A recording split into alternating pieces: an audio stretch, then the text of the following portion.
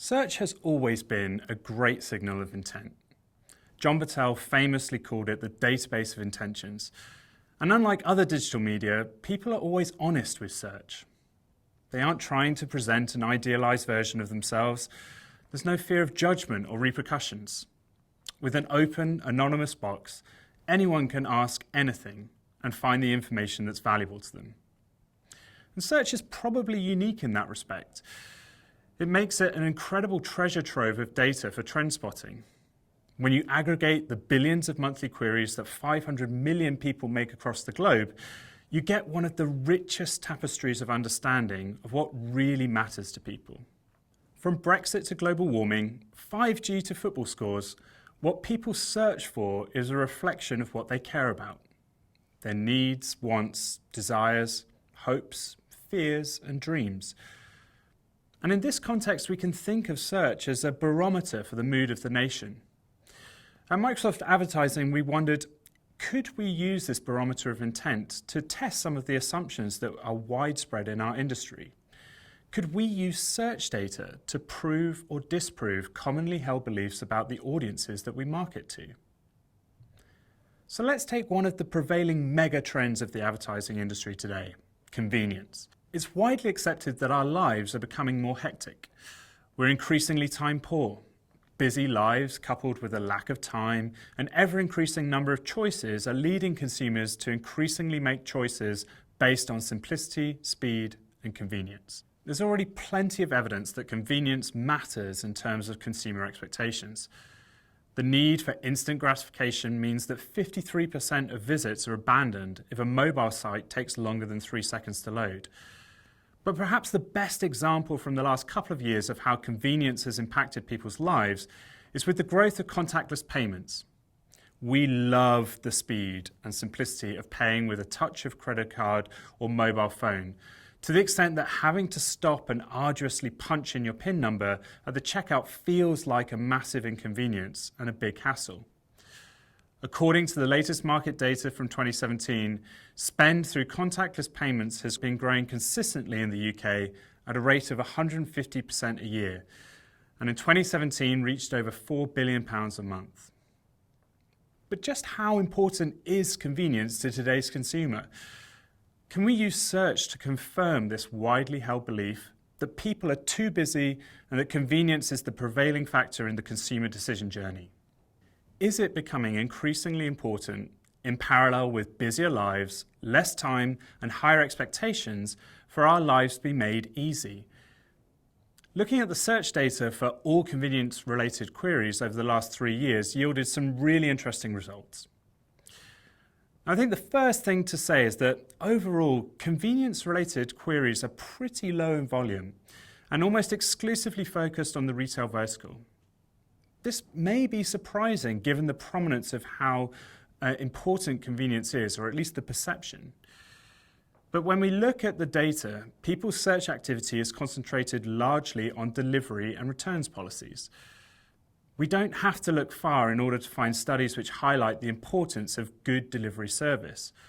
According to an eMarketer study in 2018, 73% of shoppers said that free and fast shipping greatly impacted their ordering decision. However, the key point here is that convenience is not nearly as prominent in our barometer of intent as you might expect. In the plethora of issues that matter to people, convenience is actually pretty low down the priority list. What we can see is that there has been a year-on-year increase in convenience-related queries, but the increase is minimal at just over 3%. So even though convenience is more important to people than it was last year, it's only slightly more so. In previous years, in 2017 and 2018, we've seen much bigger search spikes of interest and demand. So we decided to take this a step further, using the keywords from our search analysis and running them through Twitter to see if the conversation of convenience was switching to social media. What we found was that there was a significant increase in tweets relating to shipping and delivery. But when we analysed the sentiment, the ratio of positive to negative tweets was just 2 to 1, meaning that for every negative tweet that there was about poor service, there are 2 positive tweets about great service. So what does all this mean? Well, looking at the data, we can draw some pretty interesting conclusions. The first is that convenience is not nearly as big a priority for consumers as the prevailing hype or opinion may lead you to believe. There is a slight year-on-year increase in search volume, but overall this is still low and focused on a very specific area of retail. The fact that we have witnessed bigger spikes in convenience queries in previous years suggests that people have already moved on from this trend. Or rather, convenience is no longer the differentiating factor for an advertiser in 2019. This is backed up when we cross-reference the search trend data with social data from Twitter. It's clear from the ratio of positive to negative tweets that many brands are already making an effort to embed simplicity, speed, and convenience as just part of their normal service. However, it's also clear from the negative tweets that brands that cannot meet these new expectations are creating a bad experience for their customers. Lots of brands are doing this really well, which means that those brands which are slow to change are starting to stick out and are causing their customers frustration and dissatisfaction. What all of this data suggests is that convenience has been shifted from being a motivating factor that inspires people to a hygiene factor, the bare minimum bar of expectation that has to be met before people will consider your brand or service. Rather than being something special, simplicity and speed are the new normal. For advertisers, this insight has a number of implications. If speed, simplicity, and convenience aren't already built into your service model, then that needs to change quickly. Where 1 or 2 years ago this might have been a nice to have for your business, it's now very much a must have. Perhaps more importantly though, all advertisers are going to have to reassess their value propositions and how they want to communicate the benefit that they have to their audience. Every advertiser is going to have to ask themselves, what is the unique selling point of the product or service that they're going to sell? And how are they going to convey that USP to the audience? Because making people's lives easier is no longer the one thing that you can count on to stand out. Now, unfortunately, we can't help you uncover what your USP is. But once you know what it is, Microsoft Advertising has some great tools that will help you get closer to the people that matter to you and help you to convey that message. In our Insights section, we talked about the shift in consumer behavior around convenience. The theory goes that we're all increasingly time poor, with busy lives and ever-increasing number of choices is leading consumers to make decisions based on simplicity, speed, and convenience. And what we showed through analysing search and social data is that convenience is important, but it's no longer the differentiating factor for advertisers in 2019. Rather, convenience is the new normal. So if the convenience of your product or service has been a selling point to anchor your marketing efforts for the last few years, then your value proposition is going to have to adapt. What is your new differentiator? What makes you special? Once you know that, how can you get closer to the people who matter to you to make sure that they receive your message and understand what it is that makes you special? The objective of this session is to highlight some of the products that we have at Microsoft Advertising that will help create those meaningful connections. Our goal is to empower you as a marketer to get closer to the people who matter to you, to have the tools and platform to create better ads and target audiences seamlessly in unique ways. We want to empower you to leverage your own valuable customer data and combine it with our rich understanding of audience intent, and then apply machine learning over the top to reach the right audience with the right message and achieve greater performance more efficiently. Now, our product philosophy to help you achieve this goal is built around 3 core principles: creating smarter ads, developing new ad experiences, and expanding our existing reach. Let's start with smarter ads. Intelligence is one of the key pillars that Microsoft Advertising is founded on. We have over 30 years of experience building and nurturing artificial intelligence and algorithms which are baked into our platform to help optimize your ad performance in real time. Smarter ads can use the power of Microsoft AI to react dynamically and target more granular nuances of your key audiences.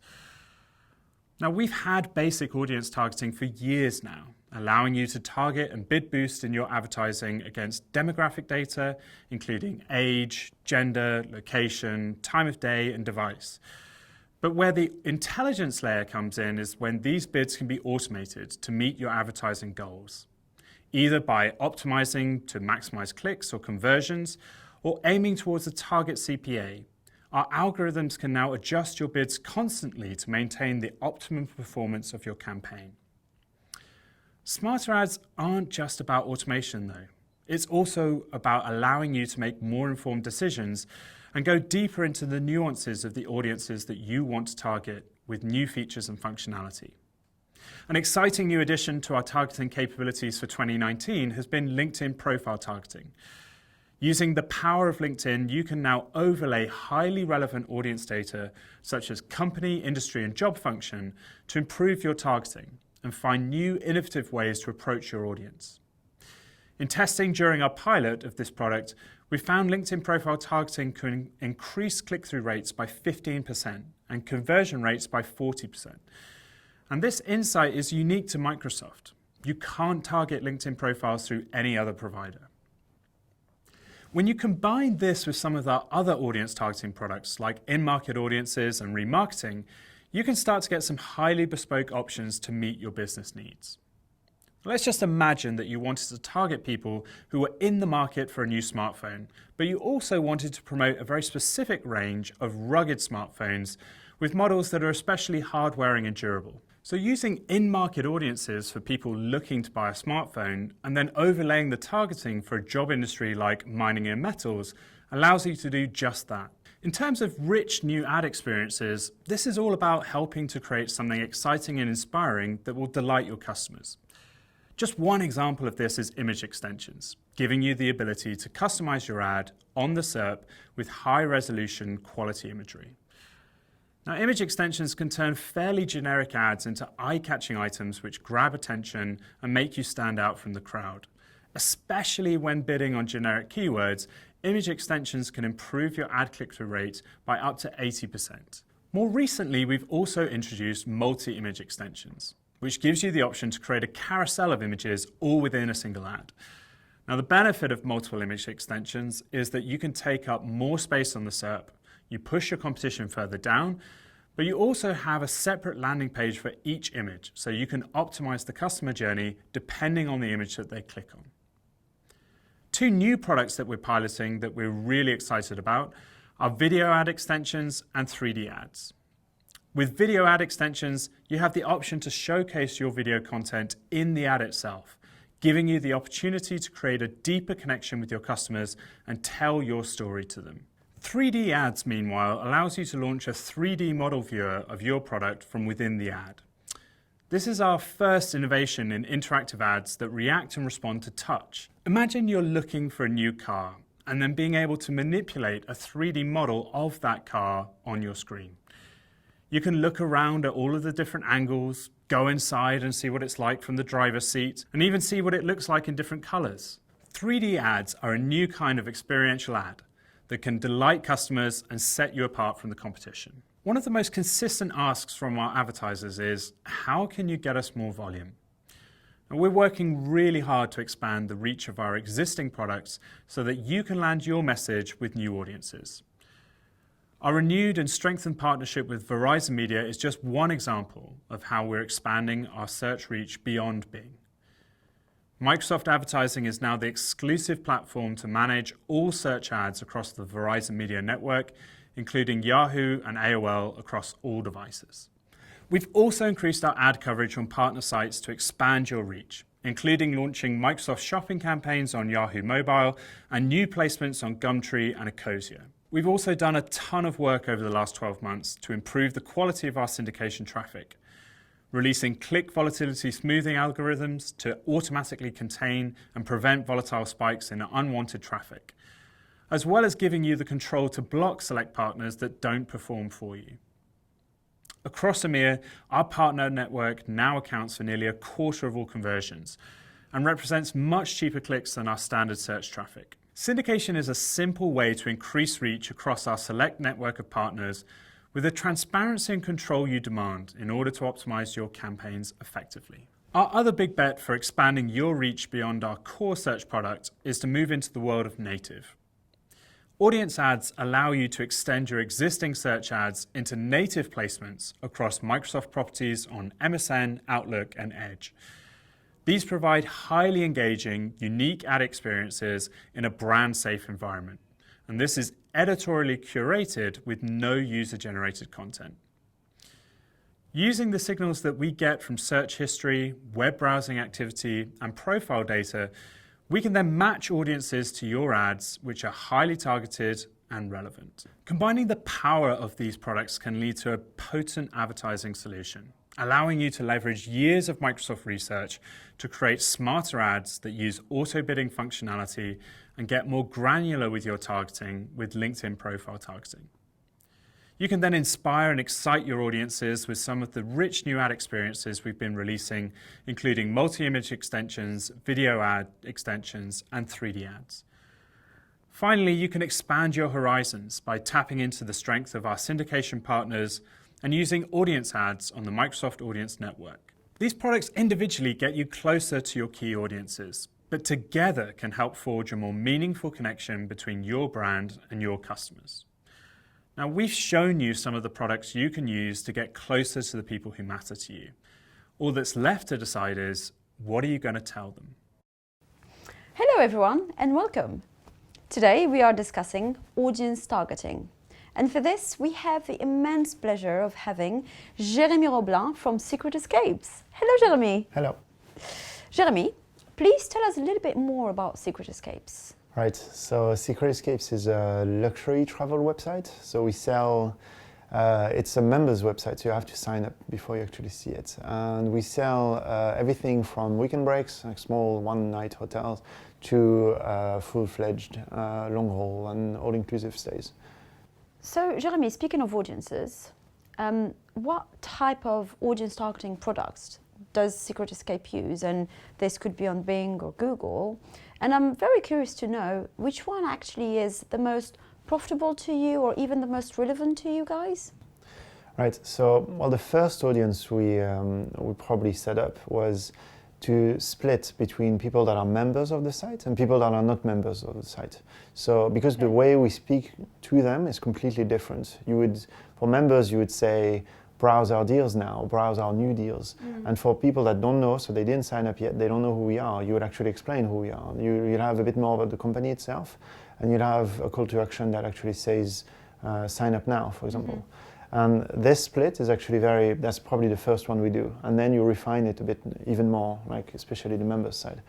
And you are saying the most efficient audience that we might have, or the best one, is probably playing with customer match. So it's basically injecting our data and using the data available by the platform, on the platform. So that's, for example, the email data. So when we know you open our emails, you're probably actually active on, but even if you don't visit the site, you still open the emails. So it becomes very interesting because you can actually be very flexible with the way you target your users. I see, okay. But then why are audiences so important still to you guys? I think everybody books travel a bit in a different way, or more like there's a lot of ways to actually book travel. It goes from really small trips to really, really big trips, and the intent is very different, and the way people take their time, or the way people would actually think of something, they would do it in a very different way. And that's why the audiences allow you to actually split this, to actually have a clean cut, low intent, or people that are very high in the purchase funnel versus people that are almost about to buy. And for these ones, for example, you'd have to build a remarketing list and bid a bit more on them, or really try to get them to do this, the final step. For the ones that are more up funnel, it's a bit more inspirational. So you'd still be there, and you need to actually be there, but you can't really go all in, because it's a lot of people, and not all of them are actually ready to buy yet. It's interesting because what you're saying effectively is that you're going to have different audiences and you're going to talk to these audiences differently, right? The interesting thing about it is that, as we know, our audiences' expectations have changed so much the last 5 years, And my question to you is really, how do you remain relevant to that audience? How do you do that? Yeah, it did change quite a lot. Now it's kind of almost expected. Like advertisers expect to have audiences built in almost. Like it used to be a really high cost and development thing to do. Like, you know, you'd have to actually use a third-party supplier to connect with your system and so on. Now it's pretty much most systems have this out of the box. And the way we make the most out of it, I suppose, is by testing as much as we can. So, you know, trying the ones that are the most relevant to us or not. And that's where it goes funny, because you can get some success out of just trying different things just to see how it would actually affect it. And so yeah, it's all about experimentation and refining afterwards. Okay, well, in that case then, when you're talking about, you know, processes, functionalities that are available to you, you've got a plan, you know how you're talking to this audience versus the other one. But, you know, for the artists of this audience, how do you add some color to all of this? You know, what about creativity in all of this? Well, so it's good to have a plan. It's good to be creative. Like, you know, it's good to have a strategy first in place. Like, you know, to define what is your acquisition, where does it stop, when does your retention start, and so on. Because you need to know where you're going. Otherwise, it's a bit endless the way you can create them. But the best advice is probably to actually try different things and to try to see what sticks. You know, for us, for example, for in-market audiences, for example, we at the beginning we were targeting only travel audiences, and we found out that adding other non-travel audiences worked as well, most likely because it's exactly the same users, but the relevancy rate is much higher. For example, if you're looking for cinema, if you're a regular cinema goer, that's actually, we would have a really high relevancy rate to this also. So you can also target these people, and it broadens your scope basically. So then you can have many more bigger audiences to actually target, or more refined audiences. And all this, one day we just tried it, just to see what it would do. And as a result, we have a better, bigger audience to actually target. Interesting, that's cinema, and that's very insightful. Okay, so then, if you had one recommendation or one piece of advice that you would give our marketers here to really succeed at audience targeting, what would it be? Like try as much as you want. Try adding sometimes random, but sometimes, you know, actually relevant things, and don't be afraid of actually trying. Like, you know, this is it's really easy to set up. So just having something in there actually is the start to actually. You know, so just be curious. I really love that. Okay, great. Well, with that, thank you very much for your time, Jeremy, and let's stay curious. Thank you.